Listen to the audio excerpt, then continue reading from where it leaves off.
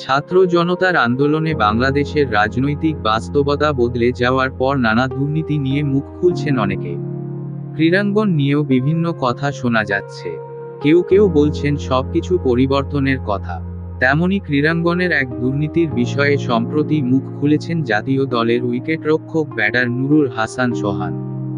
রোববার 11 আগস্ট মিরপুরে গণমাধ্যমকর্মীদের সঙ্গে কথা বলতে গিয়ে এ দুর্নীতির কথা জানান তিনি। সোহান দাবি করেন, প্রথম শ্রেণীর ক্রিকেটে খুলনা বিভাগের হয়ে 4 দিনের ম্যাচ খেলেন উইকেটকিপার ব্যাটার।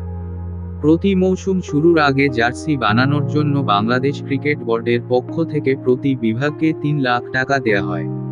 অথচ মাত্র 80,000 টাকায় জার্সি বানানো হয় বলে অভিযোগ তার। সোহান বলেন, এটা আমি নিজের চোখে দেখেছি, যেহেতু অধিনায়ক ছিলাম। 30 জন খেলোয়াড়ের জন্য জার্সি বানানো হয়েছে 80,000 টাকা দিয়ে, যেটা পড়ার মতো নয়। এটার দায়িত্বে ছিলেন বিভাগীয় দলের সেক্রেটারি। 14-15 বছর ধরে সেই ছিল। প্রথম শ্রেণীর ক্রিকেটেই যদি এমন হয়, পরে আমরা খেলোয়াড়েরা নিজেদের টাকা দিয়ে জার্সি বানিয়েছি। জাতীয় দলের উইকেটরক্ষক ব্যাটার বলেন, বাকি 2,20,000 টাকা নিজের পকেটে রেখে দেন সেক্রেটারি। সবশেষ 14-15 বছর ধরে এমন কাণ্ড করে আসছেন খুলনা বিভাগের সেক্রেটারি। মাত্র 80,000 টাকায় 30 জনের জন্য বানানো জার্সি গায়ে দেয়া যায় না।